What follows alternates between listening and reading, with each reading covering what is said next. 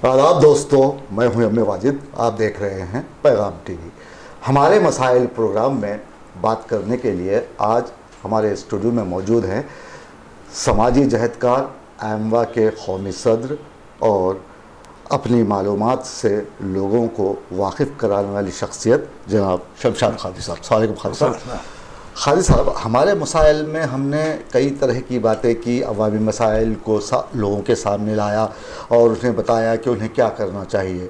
लेकिन अब जबकि BRS हुकूमत का ख़ात्मा हुआ, उसके बाद फिर कांग्रेस पार्टी ने रियासत तेलंगाना की बागडोर संभाली।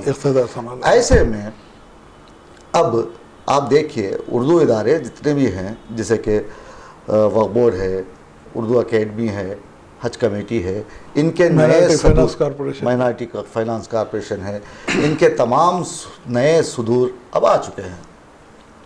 अब पहले मैं बात करूंगा वक्फ बोर्ड की। खादी साहब, पहले का ज़माना था गंगा में हाथ धोलो वाला मामला था। आपने शायद यहाँ के चेयरमैन से मुलाकात की, वक्फ बोर्ड के चेयरमैन से, तो आपको कैसा लगा? पिछले दौर में जो हाथ धोने वाले थे, आज भी ऐसे ही लोग विराजमान है उस सीट पर। सबसे पहले तो एक बात कहना चाहूँगा, बड़ा अच्छा सवाल आपने किया। हमारा जो मकसद था जी, आम आवाम के फ़ायदे के लिए, वक्फ बोर्ड की सदारत या चेयरमैनशिप ऐसे लोगों को देना चाहिए जो क़ानून से वाकिफ़ हो और वक्फ के जिसको वाकिफ़ हो, मंशा वक्फ क्या है, वक्फ से किन लोगों को फ़ायदा होने वाला है और किन लोगों को फ़ायदा पहुँचाया जाता है।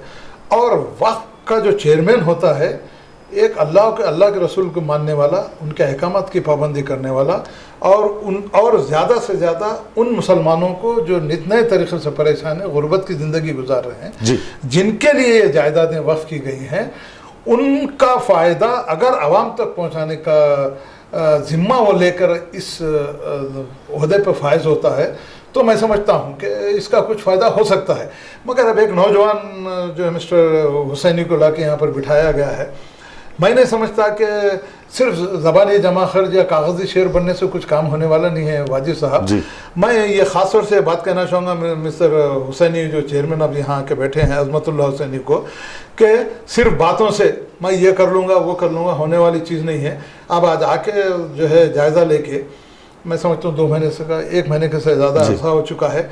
मैं उनको एक बात याद दिलाना चाहूँगा कि जब उनसे मुलाकात करने के लिए गए थे तो मोहम्मद अली शब्बीर के सामने आपके हमारे chief minister mister Revanth Reddy ने खुसूसी तौर पर हिदायत जारी की थी कि तमाम राइटिंग में हार्ड पेपर के साथ मुसलमानों की जायदादों को किन्होंने कब्ज़ा किया है, क्या क्या उसके फ़ायदे होने वाले हैं, किस तरीके से उन जायदादों को हासिल करना है, उन्होंने ख़ास तौर से हिदायत मिस्टर अज़मतुल्लाह हुसैनी को और ख़ुद हमारे एडवाइज़र मिस्टर शब्बीर अली को दी थी जी। मगर हैरत इस बात की है कि सिर्फ फूल पहनने में, शाल पहनने में, ऑफिस में बैठ के जो है अपनी खुशनुदी का इजहार करने में अपना वक्त गुजार रहे हैं। मिस्टर अज़मतुल्लाह हुसैनी से एक बात कहना चाहूँगा कि उनसे मुतालबा भी करना चाहूँगा। मैं क्रिटिसाइज़ तो नहीं करता, मगर एक बात ये कहना चाहूँगा कि तनखीद बराए तनखीद नहीं बल्कि तनखीद बराए तामीर के हिसाब से हम काम करते हैं। और पैगाम टीवी का भी ये मकसद ये रहता है, वाजिद साहब जो सीनियर जर्नलिस्ट हैं, उन्होंने हमेशा इस बात की कोशिश की है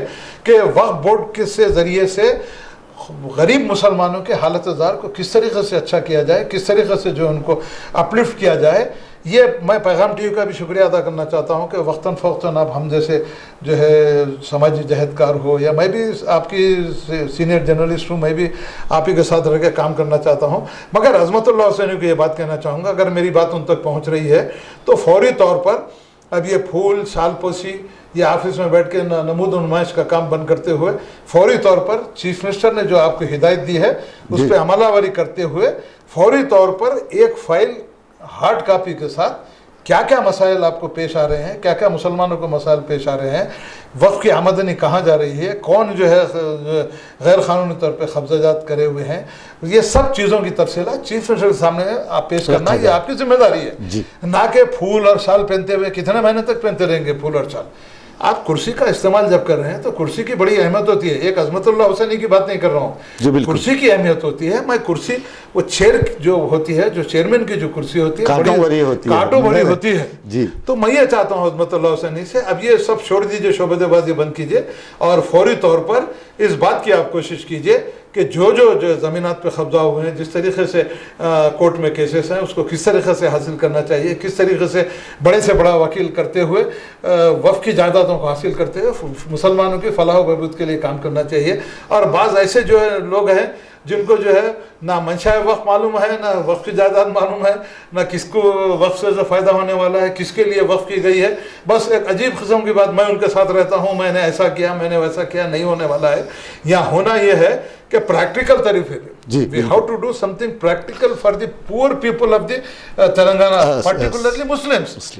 तो ये सब चीज़ों के लिए हम कहना चाहते हैं मिस्टर अजमतुल्लाह हुसैनी, अब भी वक्त है, समझ जाइए और अल्लाह के रसूल को हाजिर जानते हुए, ये अल्लाह की अमानत है, अल्लाह के नाम पे वक्फ की गई है, इसके अंदर आप खुर्द बुर्द होने से बचाइए। आप भी कहीं गंगा में हाथ धोने के रास्ते पर अगर चल पड़ेंगे तो अल्लाह और अल्लाह का रसूल अभी कभी आपको माफ़ करने वाला नहीं है। चलिए खादिर साहब, आपने बड़ी अच्छी बात कही। देखिए खादिर साहब, आपका तजुर्बा 60 सालों से ज़्यादा मुहित है, 60 सालों पर मुहित है आपका तजुर्बा। आपने ज़माना देखा है और आपने वक्फ बोर्ड का हमेशा जायज़ा लिया है। तो मैं आपसे एक ऐसा सवाल पूछ रहा हूँ खालिद साहब जो आपके दिल को लगेगा जी। तो आप मुझे एक बात कहिए, इन 60 सालों में कोई एक ऐसा हमदर्द मुसलमानों का आया है चेयरमैन वक्फ बोर्ड की कुर्सी पर? बिल्कुल साहब, ऐसा चुपता हुआ और ऐसा उन लोगों के मुंह पर एक तमाचा है जो अब तक जो चेयरमैनशिप यहाँ करके गए हैं, उनको अपने गिरेबान में झांक के देना है कि किस मकसद के तहत आपको चेयरमैनशिप दी गई थी, किस मकसद के तहत आपको कुर्सी का जायज़ा लेने के लिए आपको वहाँ बिठाया था।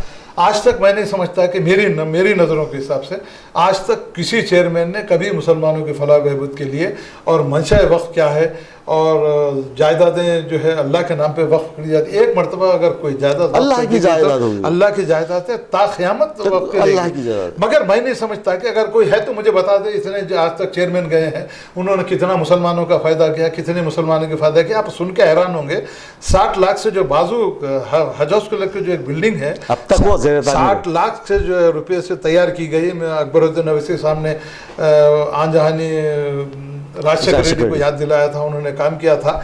वो इतनी बड़ी 7 मंजिला 6 मंजिला बिल्डिंग है मिस्टर अजमतुल्लाह हुसैनी, और जो भी वहाँ के मुताल्लिक़ अहदेदार हैं मिस्टर मोहम्मद अली शब्बीर, अगर उस बिल्डिंग को तैयार करके लीज पे या किराए पे देंगे तो करोड़ों रुपये की उसकी आमदनी होती है, वो मुसलमानों के फलाह बहबूद के लिए काम की जाती है।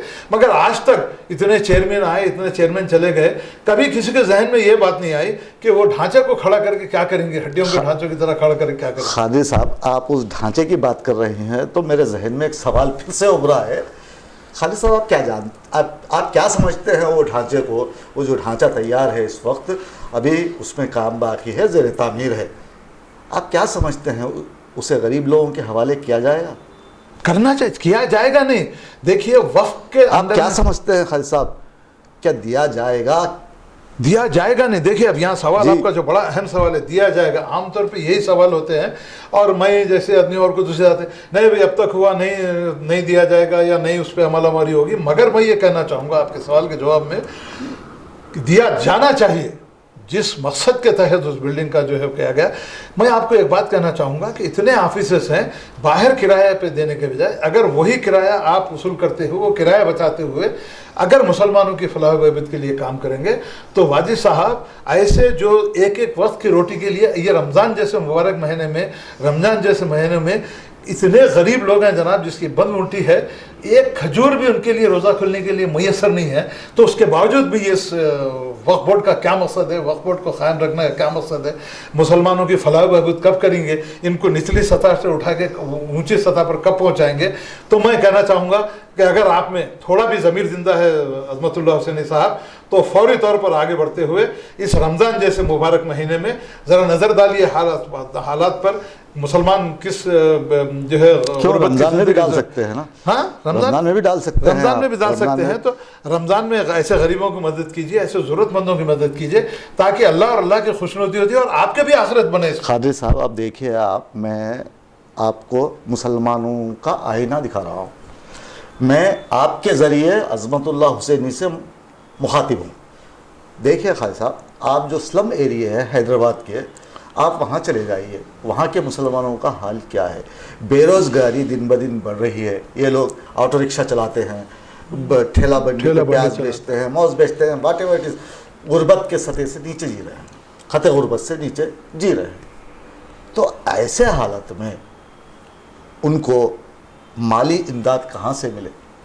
ये हुकूमत की जानिब से जनाब। कैसा मिले? नहीं, वही आपको एक बात बोलना चाह रहा हूँ। वक्फ बोर्ड के अलावा जी, वहाँ पर एक महकमा कायम किया गया, माइनॉरिटी फाइनेंस कॉरपोरेशन। जी, मिस्टर उबैदुल्लाह कोतवाल अभी हाल ही में आए हैं, उनका इंटरव्यू वो तो अभी तक दफ्तर में मुझे तो दस्तयाब नहीं हुए। नहीं, आ रहे वो आ रहे हैं, बैठ रहे हैं।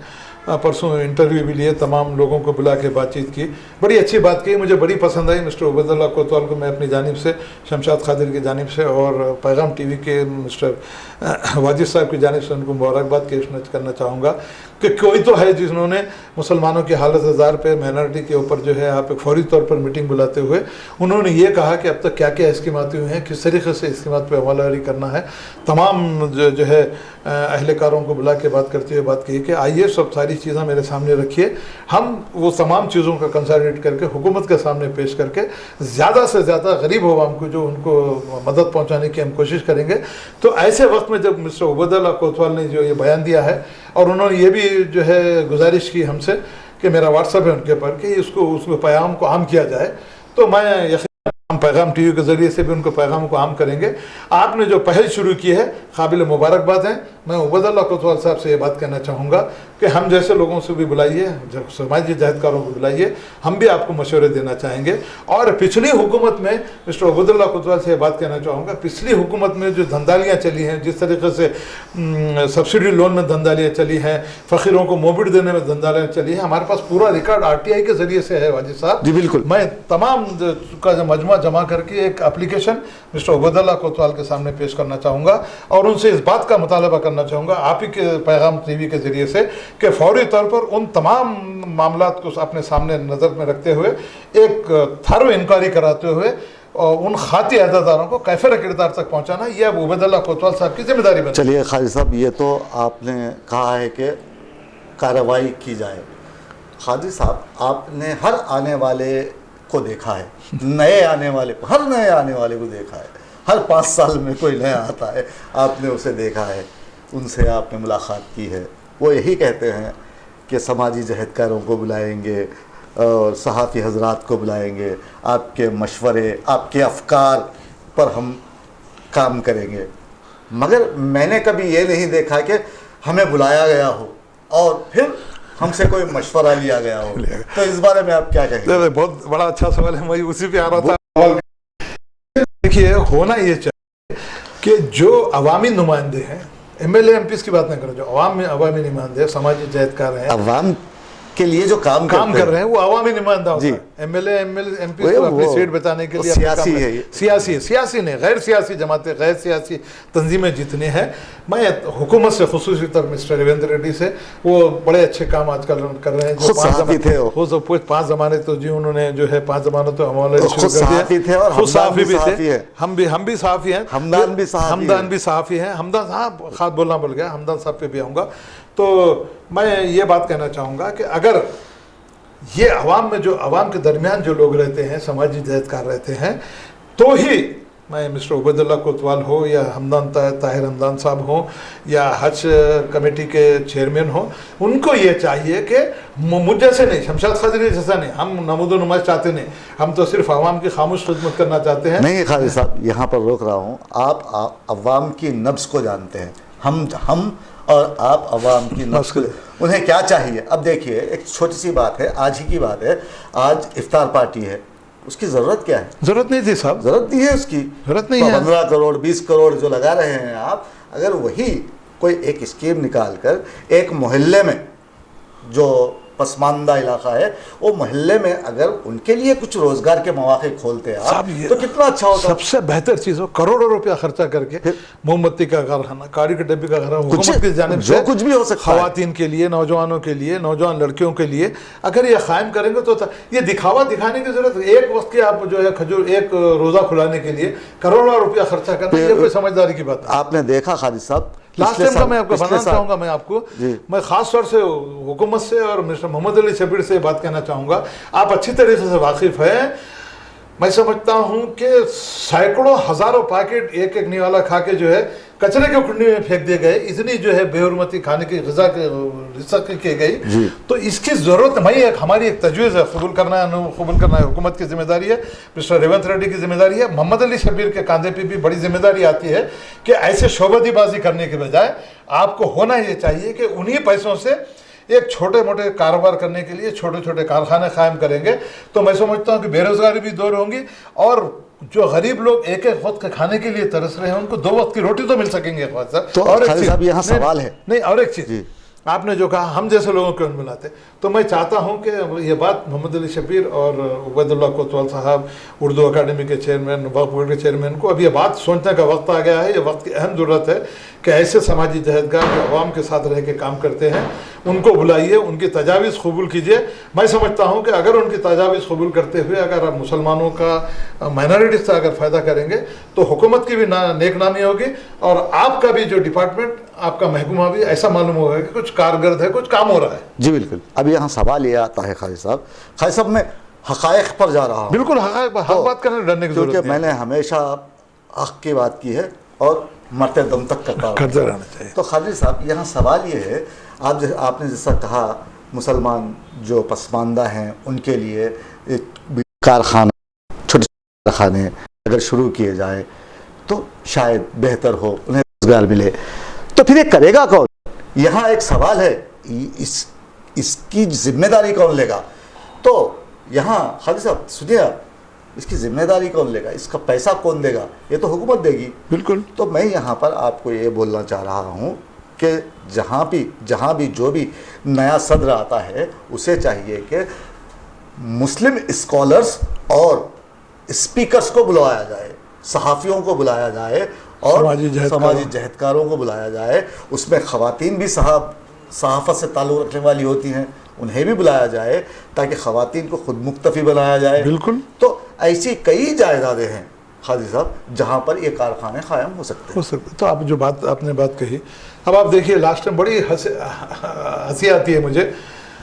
लास्ट टाइम की इफ्तार पार्टी की गई, हमारे चंद्रशेखर साहब, मेरी एक आँख दूसरी आँख, एक आँख तो बिल्कुल ही अंधी हो गई थी, उनको कुछ समझ में नहीं आता। अच्छा खाना साहब था पीछा सब मुसलमानों को धोखा देते हुए जाके आज जो है फार्म हाउस से पड़े हुए हैं। अल्लाह उनको जो है नेक तौफीक देने वाला है, क्या करने वाला है पता नहीं। जान दीजिए खसखम जहाँ पाक का जो सही, क्या बात कही आप।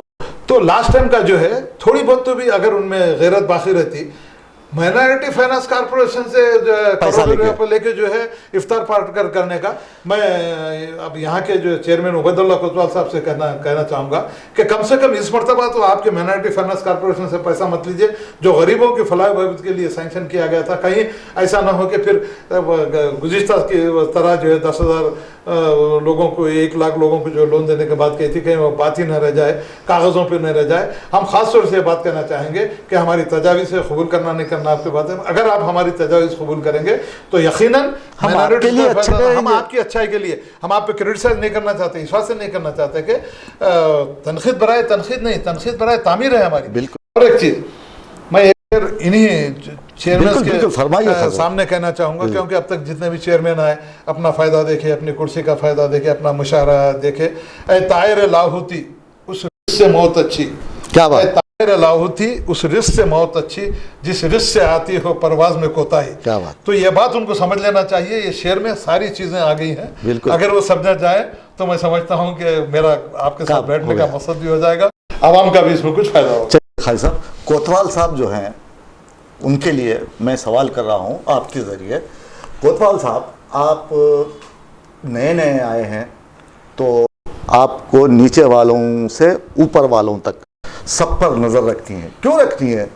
क्योंकि वहाँ पर चापलूस लोग ज़्यादा पाए जाते हैं। अगर आप चापलूसी को पसंद करते हैं तो उसको छोड़ दीजिएगा, क्योंकि अगर आप चापलूसों के ताबेदार हो जाएंगे तो वो आपकी पीठ पर बैठेंगे, बिल्कुल सही। और कान में उंगली करेंगे आपकी।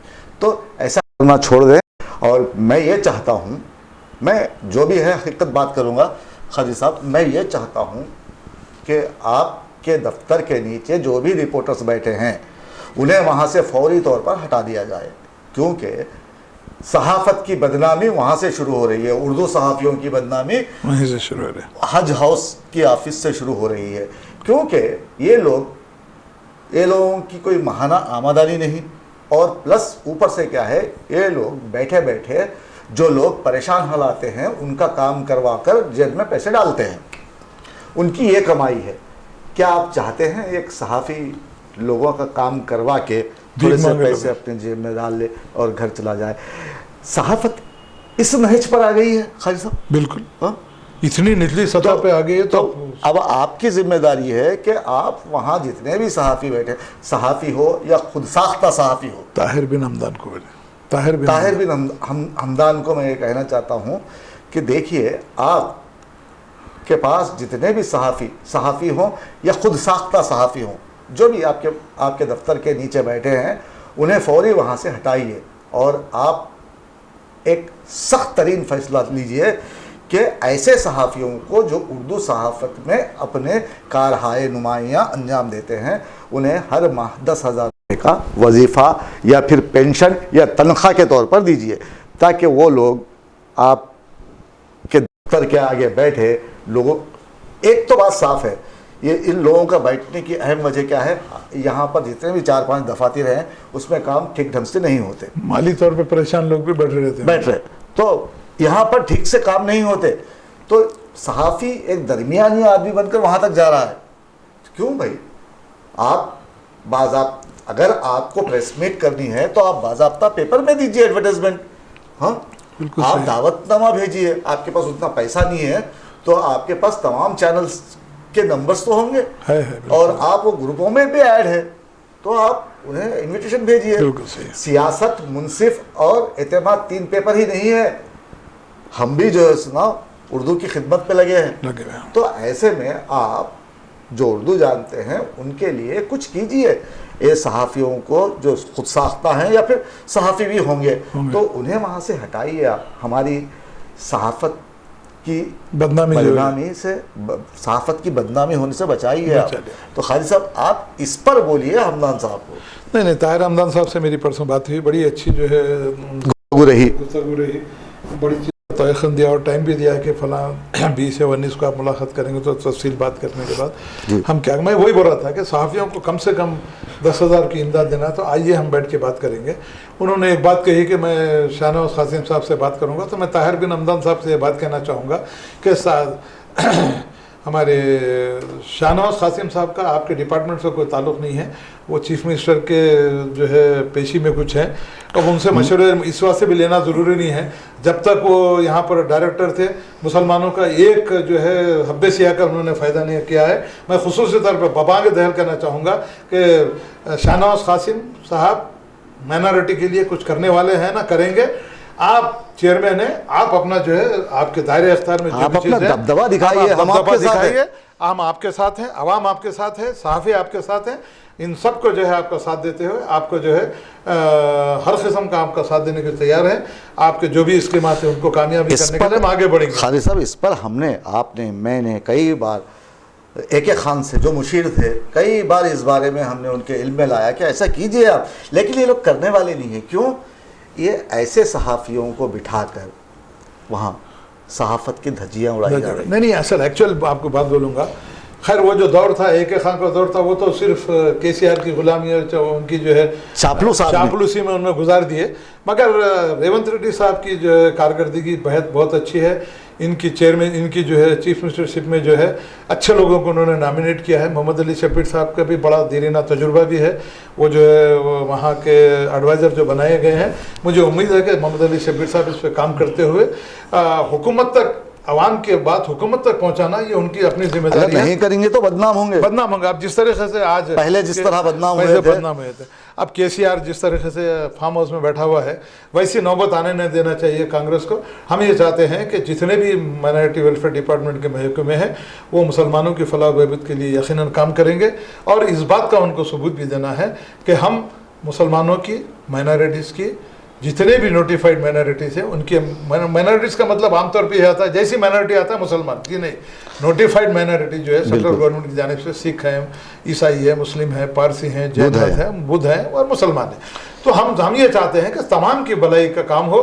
तमाम को ज़्यादा से ज़्यादा पहुँचा पचे, ताकि नौजवान रेवंत रेड्डी चीफ मिनिस्टर ने जिस तरीके से डेयर स्टेप लेते हुए मेट्रो रेल का जो है इफ्तिताह किया, बहुत अच्छा काम चल रहा है, 5 जमानतों को पूरा किया है। मुझे यकीन है कि ज़्यादा से ज़्यादा बजट माइनॉरिटी फाइनेंस कॉर्पोरेशन देंगे। 5 करोड़ का, 4 करोड़ का जो 4000 करोड़ की जो बात थी, 2050 करोड़ 500 करोड़ दिए हैं, और बाकी का भी जो भी बाकी जो बचा हुआ है 4000 करोड़ पूरा जो है माइनॉरिटी डिपार्टमेंट के लिए मुख्तस करते हुए उसका एक एक नया पैसा मुसलमानों और माइनॉरिटीज़ के फलाह बहबूद के लिए खर्च करना, ये अब कोतवाल साहब की जिम्मेदारी है, उर्दू अकादमी की जिम्मेदारी है, वक्फ बोर्ड की जिम्मेदारी है, हज कमेटी की जिम्मेदारी। चलिए अब चलते चलते एक आखिरी सवाल पूछता हूँ खालिद साहब, अभी तक हुकूमत ने बागडोर संभाल कर शायद मेरे ख्याल से 3 माह के दिन ज़्यादा हो गया, अभी तक स्टूडेंट्स को फीस रीइंबर्समेंट के पैसे नहीं मिले। इसका क्या, इसका क्या है? आप सबसे सीएम को बोलिए, आप सबसे अहम और सबसे बड़ा यहाँ कोई सुनने वाला तो है नहीं। नहीं, मैं जो है वाजिद साहब हमेशा आपने ये बात जो है हुकूमत के नॉलेज में लाने की कोशिश की है, हमने भी कोशिश की है।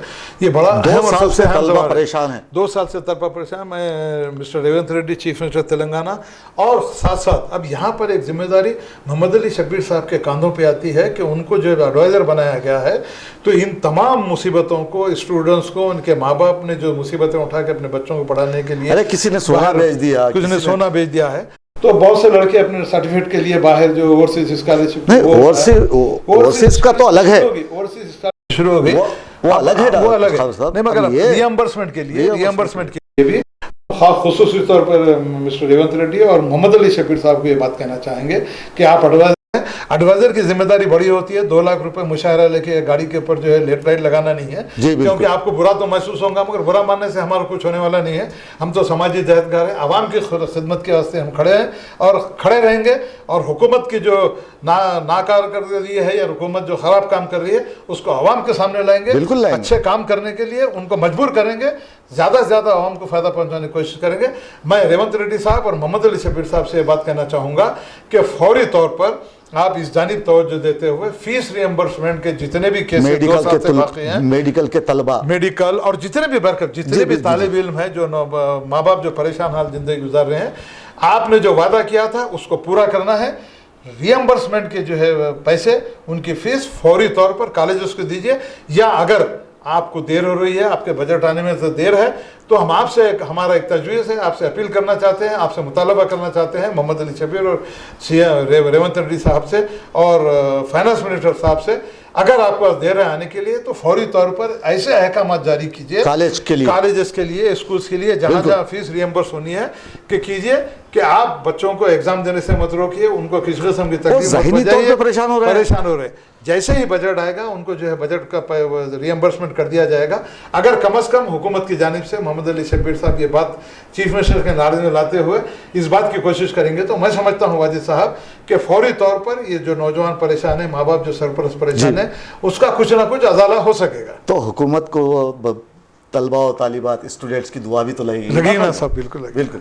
तो खादी साहब ने हमें बताया कि वक्फ बोर्ड की जायदादों को किस तरह बचाया जाए, और उसमें जो पसमानदा तबक़ात हैं मुसलमान, जो खत ग़ुरबत से नीचे जी रहे हैं, उनके लिए किस तरह कारोबार को वसअत दी जाए और कारोबार लगाकर उनके ख़ानदान को, उनके ख़ानदान की कफ़ालत की जाए। और साथ ही साथ उन्होंने ये भी कहा कि अक़लियती फ़ाइनेंस कमीशन की जानिब से बहुत सारे ख़र्ज़ात भी दिए जा सकते हैं और मुसलमानों को रोज़गार से जोड़ा जा सकता है, वरना अगर ऐसा ना किया गया तो फिर जिस तरह शहर हैदराबाद कि मुस्लिम मोहल्लों में क़त्ल गारतगिरी की वारदातें पेश आ रही हैं, इसका चलन आम हो जाएगा और हुकूमत बदनाम हो जाएगी। बहुत बहुत शुक्रिया खालिद साहब। खालिद साहब गवर्नमेंट से कहना चाहते हैं कि हुकूमत अपने तर्ज पर कोई इंतहाई क़दम उठाते हुए ऐसे अफराद को निकाल बाहर करे जो अपने अपने दफातर को बंद रखते हैं और आवाम से मुलाकात नहीं करते, उनकी सुनवाई नहीं होती। गरीब अफराद अपनी फ़रियाद लिए उनके दफ्तर में आते हैं लेकिन उन्हें कोई तशफ़ी बख्श जवाब नहीं मिलता। ऐसे में गरीब अफराद यही सोचेंगे कि सुबह से शाम हुई रूठा हुआ बैठा हूँ मैं, सुबह से शाम हुई रूठा हुआ बैठा हूँ मैं, कोई ऐसा नहीं है कि आके मना ले मुझको। तो दोस्तों, आपने खालिद साहब की बेहतरीन बातें सुनी और आपको ये प्रोग्राम कैसा लगा, अच्छा लगा है तो आप हमें कमेंट से नवाजिए और हमारे चैनल को सब्सक्राइब करना ना भूलें। आप देख रहे थे पैगाम टीवी। मुझे दीजिए इजाज़त। आदाब, शब बख़ैर।